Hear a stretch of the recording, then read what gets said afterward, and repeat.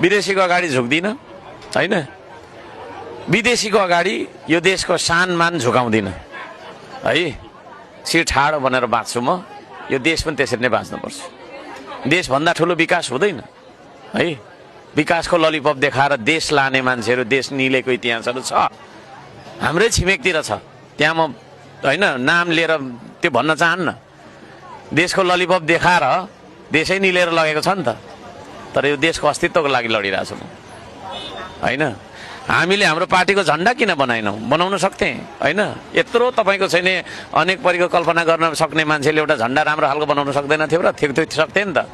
तर पार्टीको झन्डा बोकेर हिँडेपछि राष्ट्रिय झन्डाको तपाईँको छैन हाम्रो मोह त्यो प्रतिको सम्मान पनि घटेको देखेँ क्या मैले चाहिँ। मेरो party comes first and then nation comes भन्ने खालको हुँदो रहेछ। तर हामी भन्छौँ फर्स्ट नेसन।